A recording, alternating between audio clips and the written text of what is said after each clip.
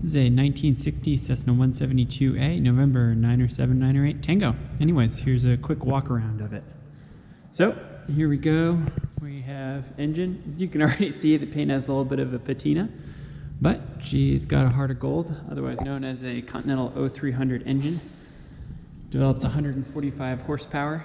Currently has 1,200 hours on it since major overhaul. You can see here this funny looking thing on the end is actually a vacuum pump. Normally this came with Venturis over on the side. You can actually see where they bolted in. But somebody configured this for IFR flight and as such made it a permanent vacuum system. So it already has a vacuum system installed. Anyways, if you go around, you'll see that you have the air intake, air filter, and then the dual exhaust pipes. You know, this is an airplane from 1960, but all in all, everything's in pretty good shape. It had its annual in January and passed without a problem. So you can see propeller is similar since major overhaul, 1,200. If you open up the oil container, if you open up the oil cowling right here, you'll see engine compartment. Can't really see much, so it doesn't make a huge difference. But things that are notable in the engine compartment, there is a very new SkyTech starter, only a couple of years old, which starts it pretty much every time on basically the first turn of the engine. A relatively new battery in here, never had any issues starting it. The other major thing that's been added is Alternator. So it has an alternator kit as opposed to the generator kit. So you get power right away. That is brand new. Put that in September of 2018. Another thing it has is an oil filter adapter kit. Can't really see that here, but that basically allows you to attach an oil filter. Normally you'd have a screen, which doesn't do nearly as much good. So that extends the oil change interval to 50 hours technically, but I still change it on the 25. She generally likes to run around 6 quarts.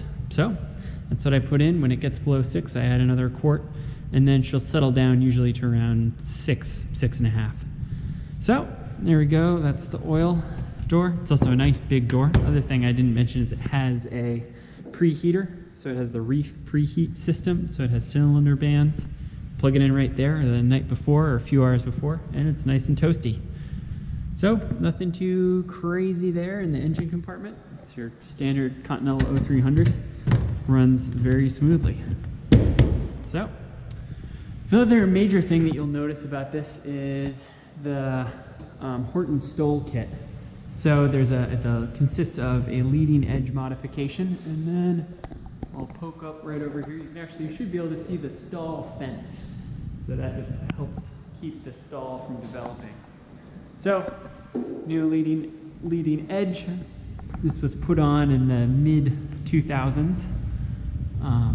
Same with the wingtips. This also has LED lights, which I'll show here, which really make the airplane impressively easy to see. So it has LEDs all around on the sides. The tail beacon is quite bright, which is very nice. And it also has it's a Whalen kit, and it has strobes. I don't really have video of that because the strobes don't work well with the camera. So anyways, back in from the LED lights, you have the Horten Edge Kit here. So drooped edge, then ailerons. Move as usual. Another thing that's wonderful about these old school Cessnas are the flaps. So cool thing is right here, pull up this up here, you can basically take this Johnson bar, depress it, lift it up. Now we've got 40 degrees of flaps. Nice thing is you won't forget that you have 40 degrees of flaps because you have this bar right here. So if you do need to go around, just make sure you're stabilized and you're above stall speed and put them in gently and away you go. It's also really nice for short takeoff. I found that giving her 10 degrees of flaps really helps with the takeoff distance, and actually surprisingly helps with the climb if you're light and it's not too hot out. So we'll get back into the cockpit a little bit later. But continuing on the walk around, she's got the standard tires, so nothing to write home here about, but she'll go in and out of grass fields with aplomb. Have not had any issues on that front. So walking along the fuselage, again, she's got patina, but for me it's not about appearance, it's about owning a plane that you can afford to fly. And she's been great. Somebody damaged this at some point a long time. I've not really noticed that interfere. Again, looking here, you can see up atop, you can see the LED beacon, also the tail light. Both are stupendously bright. Got the trim tab right here.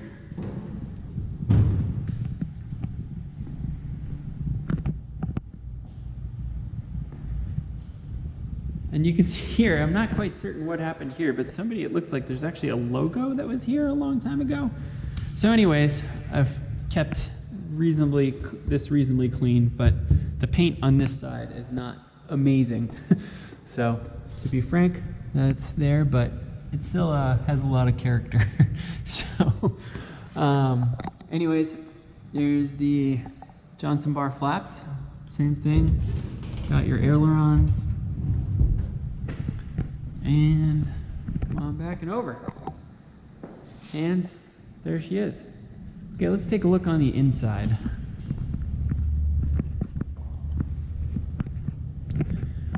So, notable things about this plane. First off, it's got ADS-B, which is pretty exciting. So, hopefully you're able to see this right here. So, I'll correct those guys right back to where they should be. And because I have that battery, it's actually not a bad thing. I can turn on all the avionics and show you what she's got. So okay, so I'm turning the master on. You can actually hear it. You'll hear the gyro fire up. Anyways, ignition is off, double checking. So we are then just gonna turn the master on. So that way I can show you. Uh-oh, I've got my little, so this is actually a voltage regulator for, excuse me, not a voltage regulator, a cigarette power adapter for USB. So it'll trigger off if you fire up without the plane running, but otherwise, not a big deal. So that's unplugged, no more annoying beeps. So we'll start over on the left side of the panel. Turn on, not that this is gonna do much good, but I'll turn on a light. So you can see right here, it has two MX170 nav comms. So those are hooked up over to a ILS and VOR. So nothing too crazy here. You have your light switches, plugins for your headset. And down here it's nice because it's not the original pull starter, it actually has a push button starter, which is much better. Strobes on, and also not the original fuses, now it has circuit breakers. So moving over here, we've got carb heat mix, your normal Cessna 172.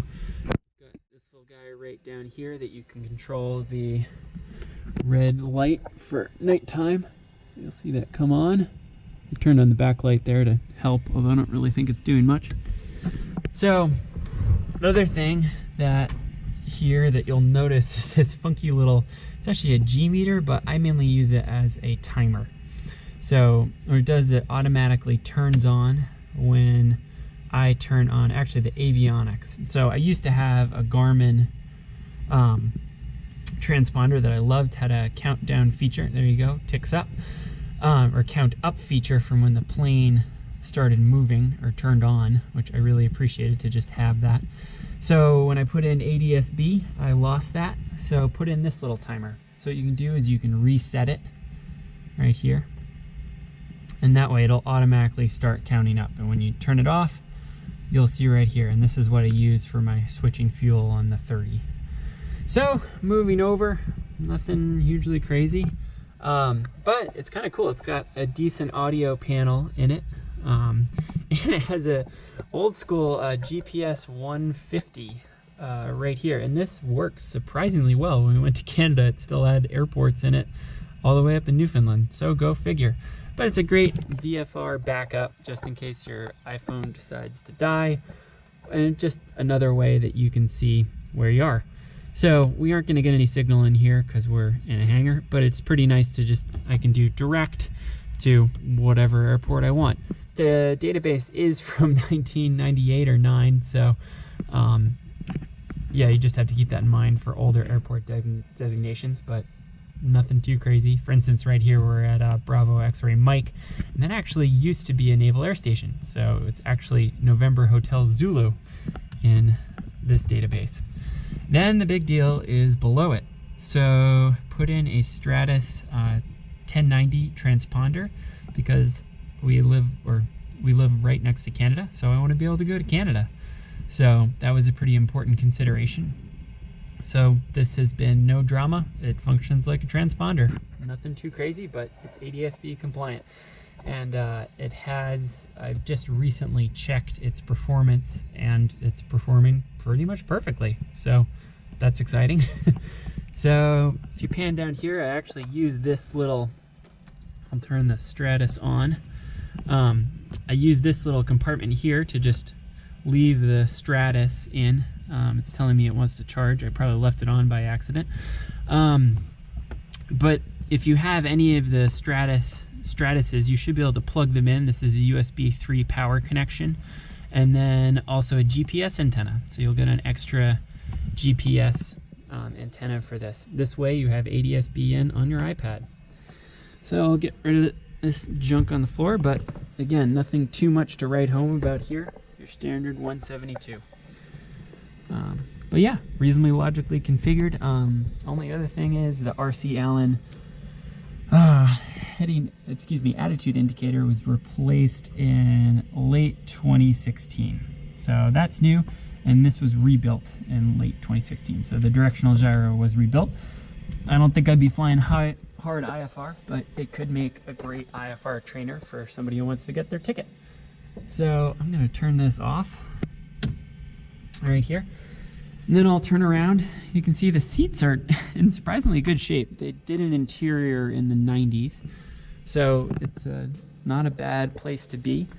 And I put in these shoulder harnesses because, well, if you have to go down somewhere unplanned, it's a lot better to make sure you have shoulder harnesses. So these have worked out pretty well, and I don't have an issue reaching forward and grabbing the Johnson bar. I have to make sure it's reasonably loose, but nothing too crazy. So I'm just gonna tuck these back. You can see right here the way I tuck these back is actually behind these, which I should also point out, the Rosen sun visors. So this way you can put it down, and then you have a nice way to correct for sun glare or put it up. I actually don't use them a huge amount, but I do find them useful sometimes with sunglasses. So I'm gonna plop this up here so this is out of the way. Maybe if this becomes your plane, you'll do it differently, but this is a way that I get them out of the way to load in the back. So plenty of room in the back seat cushions for all of the various junk that you decide you need. And so the big thing here is this back seat. This back seat is easy to remove. So you take out 4 bolts, lift it up and out, and then you have a giant cargo area. So I'm actually gonna get my headlamp out. It's in red mode still, but I'm gonna get my headlamp out here, and you can see I've got a whole bunch of stuff that I use. So basically I have my survival kit along with a long rope and then extension cord because we're just coming off winter, and also I have my engine compartment insulated cover. So a nice Bruce's cover that is very useful. So let me just show you. So normally in a normal Cessna 172A, your cargo compartment would stop right around here. Well, not in this puppy. So we'll get this junk forward here. Oh, and there's the big poppy tote. Sorry to folks who aren't Red Sox fans. Anyways, so here's the extended baggage kit. Now this is pretty awesome. It has a 50-pound weight carrying capacity. You can also see the glide slope receiver, and the strobe kit is also in here. So this allows you to fit a bike in here. Literally, we have fit 2 bikes in the back, And you can still actually have a rear seat passenger. We actually fit 3 people and 3 full-size road bikes in here. Thankfully, my wife is tiny and our friend is very skinny, so we made weight and balance. I wouldn't plan on that normally, but 2 people, 2 bikes is easy enough to pack in with the rear seat in. And then without the rear seat, if you open all this up, it's a pretty impressive space. So anyways, I guess just closing thoughts on this. You really can't do much better than an older 172 if you're looking to get into aviation and you want to learn, or you just got your private ticket and you want to go fly. This is about as economical a way to do it. It burns about 8 gallons an hour, 9 gallons an hour. It does also have a MoGas STC, which lets you take down the lead content and save a few bucks here and there. So I'm definitely going to miss it. It's been a sweet airplane. It's a sweet handling and very docile plane. It stalls. It does not have a crazy stall. I've actually light, it'll stall at 41 miles an hour. If you're heavier, it'll be more like 45. So, and that's indicated airspeed. So I don't actually know what that is technically through the air, but it's pretty slow no matter how you slice it. So we'll miss it. I've put about 230, 240 hours on it. It has all logs from when it rolled out of the Wichita factory in 1960. Yeah, so that's 9798 Tango.